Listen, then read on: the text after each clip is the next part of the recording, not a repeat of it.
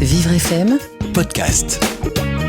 C'est pas Mademoiselle Mais qui est-ce oui. Bonjour, qui est-ce? Qui êtes-vous? Bonjour, je suis la République.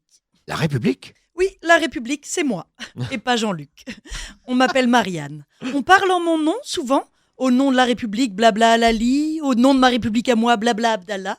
C'est comme si j'étais là, mais n'existais pas. J'ai l'impression d'être cet élève assis au fond de la classe, dont personne ne connaît l'existence 8 mois après la rentrée. C'est de ma faute aussi. À vouloir garantir à tout le monde une liberté de pensée et une liberté de parole, les gens font n'importe quoi. Je ne suis pas parano, mais je crois qu'ils tentent de me tuer. Tous les sujets sont bons pour diviser ma société. En ce moment, ce sont les couvre-chefs des femmes voilées. Cela déplaît à certains mâles blancs à qui on n'a pourtant rien demandé. La thématique du voile islamique, j'ai l'impression que c'est comme la taxe d'habitation. Ça revient tous les ans. Inch'Allah, en 2023, la disparition de l'une fait disparaître l'autre. Julien Audoul, le premier, qui ne sera certainement pas le dernier, a demandé il y a 10 jours à ce qu'une femme voilée, mais avant tout mère d'élèves accompagnant la visite de l'assemblée plénière du Conseil régional de Bourgogne-Franche-Comté, retire son voile islamique ou bien évacue la salle. Pour lui, le voile islamique, ça prouve de fait qu'il y a un hic. S'en est suivi Jean-Michel Blanquet, qui a dit qu'on peut porter le voile lors d'une sortie scolaire, mais que ce n'est pas souhaitable.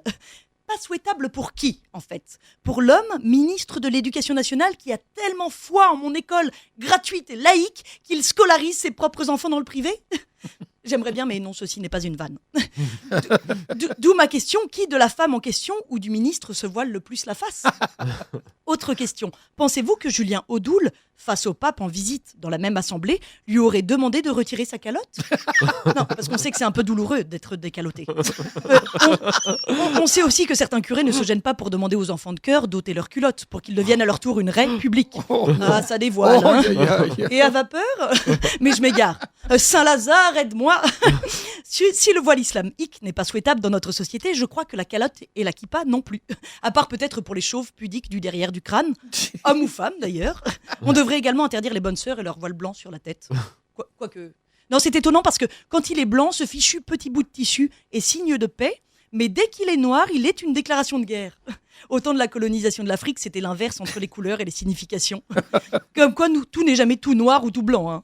Le problème aujourd'hui, c'est peut-être juste que le voile noir n'est pas homologué.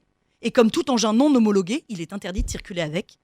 Vous avez remarqué que les femmes voilées en noir sont comme moi, la République? Elles sont une et indivisibles. On ne les entend jamais. C'est sans doute parce qu'elles n'ont rien à dire.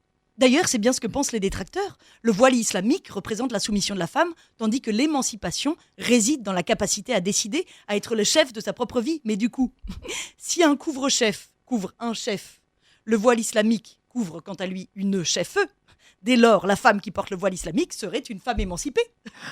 Moi, j'aimerais que la liberté soit reconnue pour les femmes de porter ce qu'elles veulent. mais il paraît que laisser la liberté aux femmes de porter le voile islamique, c'est encourager les hommes qui les forcent à le porter. C'est ainsi que lutter pour l'émancipation de la femme revient finalement à lutter contre. Vous aussi, vous trouvez que cette histoire, c'est un peu le chien qui se mord la queue? Ouais. Et ça fait mal. Interdire le port du voile islamique pour lutter contre la radicalisation, c'est comme interdire le port combiné de mini-jupes, talons hauts et manteaux de fourrure pour lutter contre la prostitution. Mais non, ça on ne le fait pas. Pourquoi déjà? Parce que ces femmes-là sont libres. Mais oui, ce qui confirme qu'en France, la liberté de la femme s'agrandit au fur et à mesure que le tissu qui la couvre rapetisse. Moi, j'essaye donc d'avoir foi en l'humain.